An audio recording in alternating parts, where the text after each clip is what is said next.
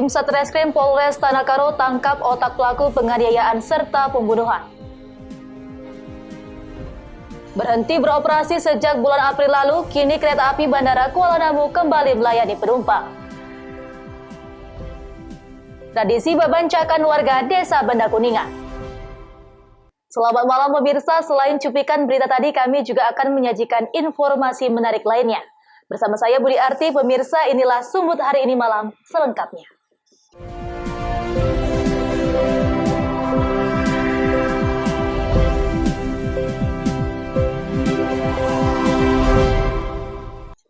Kita ke informasi pertama. Pemirsa, tim Satreskrim Polres Tanah Karo akhirnya menangkap otak pelaku penganiayaan serta pembunuhan yang terjadi di Kabupaten Karo beberapa bulan lalu. Pelaku ditangkap usai menjadi buron hampir setahun setelah melakukan penganiayaan bersama dengan 12 orang temannya akibat permasalahan lahan. Tim Satreskrim Polres Tanah Karo akhirnya berhasil menangkap PP yang merupakan otak pelaku penganiayaan yang menyebabkan kematian terhadap korban batas ukur Karo-Karo yang terjadi pada bulan September tahun 2019 lalu di Desa Malmal Petarum, Kecamatan Lobaleng, Kabupaten Karo. Pelaku diamankan saat bersama istrinya di sebuah pasar kota Subuh Salam, Provinsi Aceh setelah menjadi daftar pencarian orang selama hampir setahun. Berdasarkan pemeriksaan di kepolisian, pelaku bersama dengan 12 orang temannya melakukan penganiayaan yang menyebabkan kematian. Permasalahan ini dikarenakan sengketa lahan. Usai menganiaya korban hingga tewas, para pelaku mencoba melarikan diri, namun petugas kepolisian berhasil menangkap 12 orang pelaku. Sementara otak pelaku berhasil kabur melarikan diri. Jadi motifnya adalah pada bulan 9 2019, Paham Peranginangin ada melakukan penyerobotan tanah di Desa Malmal Petarum. Jadi karena sakit hati ataupun dihalang-halangi oleh si korban, makanya Paham ada mengupahi 12 orang lainnya untuk melakukan pembunuhan terhadap korban. Berarti Paham ini merupakan otak pelaku itu? Paham termasuk otak pelaku dari kejahatan tersebut. Untuk pasal yang dikenakan, Komandan? Pasal yang dikenakan saat sekarang ini pasal 338, 170, sub 5556 KUHP pidana. Dengan ancaman hukuman apa? Hukuman seumur hidup, maksimal seumur hidup. Kepada pelaku terancam pasal 351 ayat 3 serta pasal 338 tentang pembunuhan dengan ancaman hukuman penjara seumur hidup. Dalam sengketa lahan tersebut, pelaku menyuruh serta membayar 12 pelaku lainnya untuk menganiaya korban. Dan untuk ke-12 pelaku lainnya, saat ini tengah menjalani persidangan atas perbuatan tersebut. Chandra Bukit melaporkan untuk Emfarina TV. Bagian bibir pantai Danau Toba di daerah Lumban Silintong, Kecamatan Balige, Kabupaten Toba, Sumatera Utara terlihat ditembok dan ditimbun oleh salah seorang pengusaha lokal. Hal ini menarik perhatian warga karena penimbunan ini diduga tidak memiliki izin.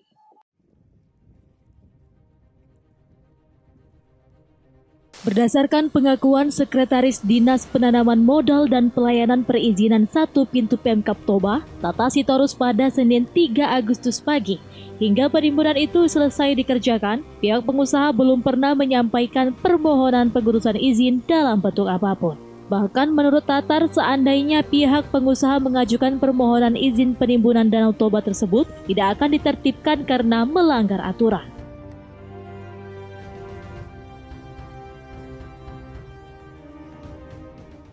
Kami dari pihak perizinan mau menyampaikan sampai detik ini, sampai saat terakhir ini, saudara PS belum pernah mengajukan permohonan izin apapun itu, ibaratnya dalam bentuk izin apapun ke pihak perizinan, ke dinas perizinan, belum ada kita terima sampai detik ini. Jadi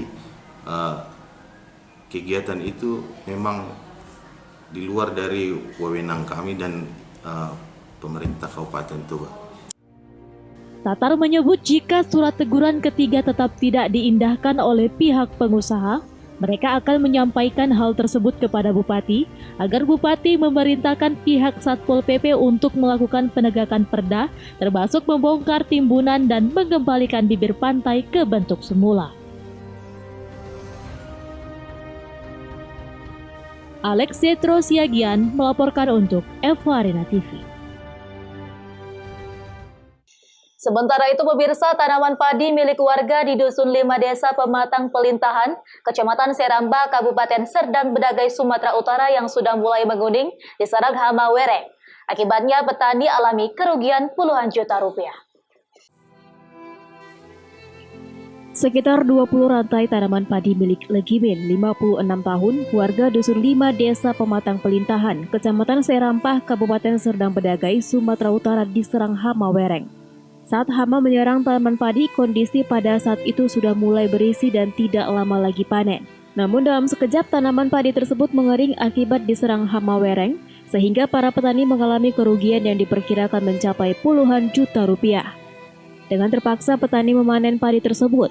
Namun padi yang sudah dipanen tidak laku dijual karena kualitasnya tidak bagus setelah diserang hama wereng. Isi pada bulir padi tersebut tidak padat, bahkan banyak yang kosong. Sekitar 4 rantai padi dipanen menghasilkan sebanyak 6 goni, namun panen musim ini menurun drastis jika dibandingkan dengan musim lalu, di mana sawah 4 rantai menghasilkan 16 goni. Ada berapa tuh Pak yang kena Pak?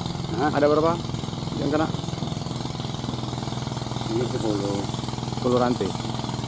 Lahan Bapak seluruhnya berapa? 2 hektar. Berarti 25 rantai. Kotor lah, potong-potong dulu kan. 20 rantai lah. 20 rantai. Artinya berarti separuh ya Pak ya? Hasil yang Bapak dapat berapa? Belum dipanen, belum tua yang itu. Ada yang dari panen belum? Ini Berapa rantai? per rantai dapat 6 goni. Biasanya? Biasanya 16 goni, 4 goni musim ini. Itu pun nggak laku dijual padinya. Kenapa? Apa gini namanya, ngeper itu. Nggak ada isinya? Ya banyak gabuknya. Banyak yang kopong ya? Kopong. Saat hama mulai menyerang tanaman padi, telah melakukan penyemprotan dan pihak Dinas Pertanian Kabupaten Serdang Bedagai meninjau serta melakukan penyemprotan terhadap hama wereng, namun hanya 1 kali penyemprotan saja. Abdul Malik melaporkan untuk Eva Arena TV. Seputar ini masih akan kembali sesaat lagi, tetaplah bersama kami.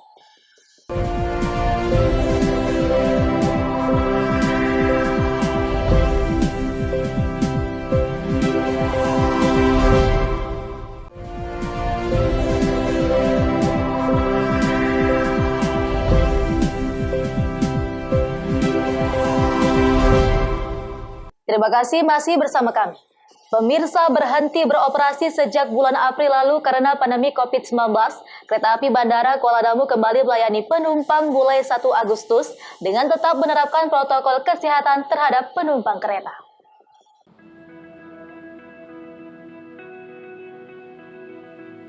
PT Railing Indonesia kembali membuka layanan kereta api Bandara Kuala Namu Medan pasca tutup sejak bulan April lalu dikarenakan pandemi COVID-19. Di hari pertama operasional kereta bandara, terpantau penumpang kereta api Bandara Kuala Namu masih relatif sepi. Hingga Sabtu siang masih tercatat sebanyak 35 penumpang dari dan menuju Bandara Kuala Namu.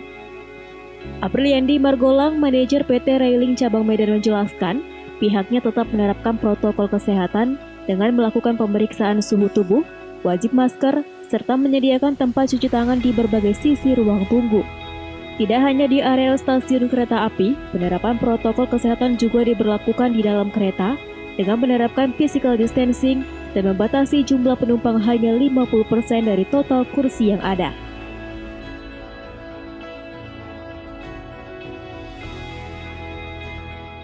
Hitung 12 April sampai dengan 31 Juli, kami sementara itu stop operasi. Kemudian hari ini 1 Agustus kita kembali operasi. Ini bertahap. Tahap awal ini kami hanya menjalankan 10 KA saja.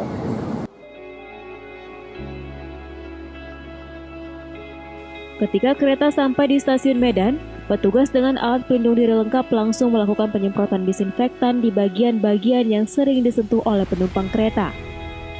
Dino Siburian, salah satu penumpang kereta Bandara Kuala Namu mengatakan, protokol kesehatan sangat perlu diterapkan karena untuk keamanan bagi calon penumpang kereta.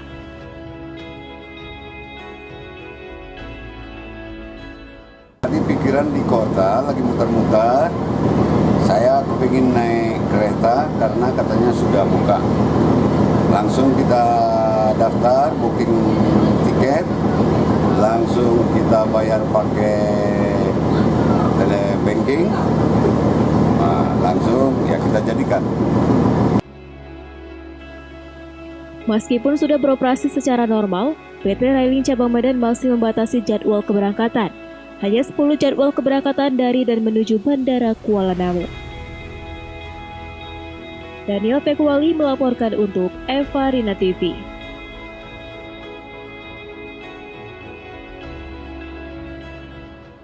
Kita ke informasi lainnya. Pemirsa, guna pencegahan penyebaran COVID-19 di Kabupaten Serdang Bedagai, Sumatera Utara, yang saat ini masuk dalam kategori zona orange, PT Aqua Farm Nusantara yang bergerak di bidang ekspor ikan nila yang berada di Dusun 7 Desa Nagakisar, Kecamatan Pantai Cermin, Serdang Bedagai, Sumatera Utara, melakukan rapid test kepada 2.000-an karyawannya. Sebanyak 2.000 orang karyawan PT Aqua Farm Nusantara melakukan rapid test. Sebelumnya dari hasil rapid test yang dilakukan pihak perusahaan secara mandiri, ditemukan sebanyak 4 orang karyawan yang dinyatakan reaktif COVID-19. Pelaksanaan rapid test ini sudah 2 hari berlangsung, yakni sejak Rabu 29 Juli hingga Kamis 30 Juli 2020 siang. Selain melakukan rapid test kepada seluruh karyawan, tim medis juga melakukan swab test kepada karyawan yang hasilnya reaktif. Kemudian bagi karyawan yang dinyatakan reaktif, nantinya yang bersangkutan akan direkomendasikan oleh perusahaan untuk dilakukan isolasi secara mandiri. Sementara sampel swab nantinya akan diuji ke laboratorium Universitas Sumatera Utara dan hasilnya baru akan keluar beberapa hari kemudian.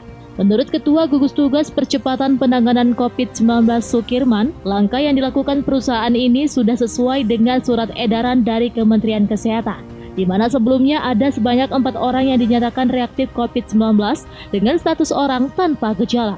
Rapid test yang dilakukan ini sebagai upaya pencegahan terhadap penyebaran COVID-19, di mana perusahaan ini memiliki lebih dari 2.000 orang karyawan yang dikhawatirkan dapat menjadi klaster baru penyebaran COVID-19.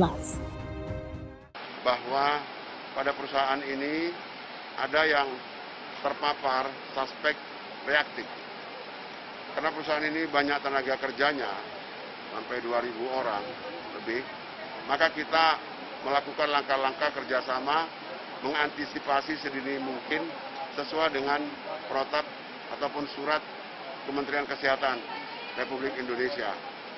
Antara lain adalah cepat melakukan rapid test itu untuk melihat jika ada yang reaktif agar segera dilakukan penanganan sehingga dia tidak menjadi klaster baru. Berdasarkan data gugus tugas COVID-19 Kabupaten Serdang Bedagai, terdapat sebanyak 42 kasus warga Serdang Bedagai yang dinyatakan terpapar COVID-19 dengan rincian sebanyak 27 orang dinyatakan sembuh, 1 orang dinyatakan meninggal dunia, serta 14 orang lainnya masih dalam perawatan medis di rumah sakit rujukan COVID-19. Abdul Malik melaporkan untuk Eva Rina TV. Kecelakaan tunggal menimpa sebuah minibus di kota Pematang Siantar. Akibatnya sang sopir mengalami luka dan langsung dilarikan ke rumah sakit untuk mendapatkan perawatan. Kecelakaan tunggal minibus ini terjadi di Jalan Adamalik, Kelurahan Timbang Galung, Kecamatan Siantar Barat, Pematang Siantar. Mobil yang melaju dengan kecepatan sedang tersebut tiba-tiba menabrak pagar rumah warga. Diduga penyebab kecelakaan akibat sang sopir bernama Syarifuddin, warga Jalan Handayani Huta 1, Kecamatan Gunung Maligas, Kabupaten Simalungun tersebut sedang mengalami sakit. Sang sopir yang mengalami luka langsung dievakuasi warga ke rumah sakit terdekat. Namun akibat peristiwa ini sempat terjadi kemacetan di sepanjang Jalan Adamalik, Kota Pematang Siantar.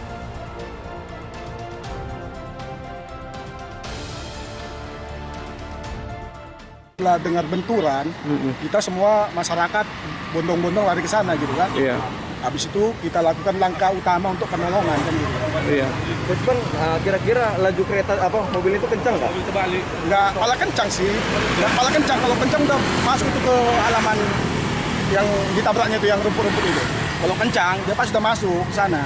Itu dia orang abang lihat nggak korban di mana? Lihat, saya ngantar ke rumah sakit. Ke rumah sakit Tiara. Berapa orang Bang? Berapa orang? Kecelakaan tunggalnya ini. Pihak Satlantas Polres Sematang Siantar yang datang ke lokasi kemudian mengevakuasi minibus tersebut dengan menggunakan mobil derek. Jo Ambarita melaporkan untuk Eva Rina TV. Seputar ini masih akan kembali sesaat lagi, tetaplah bersama kami.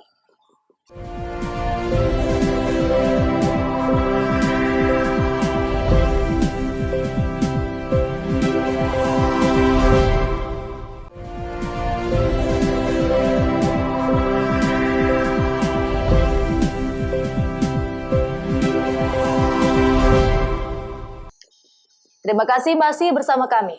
Pemirsa, 4 bangunan asrama Polres Tanjung Balai Selatan, Tanjung Balai, Sumatera Utara ludes terbakar pada Sabtu siang kemarin. Penyebab kebakaran diduga arus pendek listrik. 4 bangunan asrama Polres Tanjung Balai di Jalan Sudirman, Tanjung Balai Selatan, Tanjung Balai, Sumatera Utara yang dihuni personel Polres Tanjung Balai hangus dilalap si jago merah diduga kena arus pendek listrik. Pemadam kebakaran Tanjung Balai bersama personel Satuan Polres Tanjung Balai memadamkan api. Kemudian mereka mencari barang-barang yang bisa diselamatkan dan diletak di halaman Polsek Tanjung Balai Selatan. Menurut AKBP Putu Yuda Kapolres Tanjung Balai, kebakaran terjadi setelah api muncul dari atap bangunan rumah, diduga arus pendek listrik kemudian menjalar ke sebelahnya. Sekitar 4 unit asrama Polsek Tanjung Balai Selatan. Penyebabnya sendiri Pak? Penyebabnya masih kami selidiki. Jadi diduga api bersumber dari tengah, ya, dari tengah. Ini ada empat rumah, diduga api bersumber dari tengah. Jadi kami masih selidiki saat ini. Sementara pemilik rumah akan diletak di asrama Rumah Susun Polres Tanjung Balai. Wanda Pratama melaporkan untuk Eva Rina TV. Masyarakat di Tanah Jawa mengenal acara syukuran dengan tradisi makan bersama atau bancakan. Di Jawa Barat, tepatnya di Kabupaten Kuningan, warga desa menggelar acara syukuran setelah merampungkan pekerjaan membendung aliran sungai untuk keperluan irigasi di musim kemarau. Inilah tradisi bancakan yang digelar warga desa Benda, Kecamatan Luragung, Kabupaten Kuningan, Jawa Barat.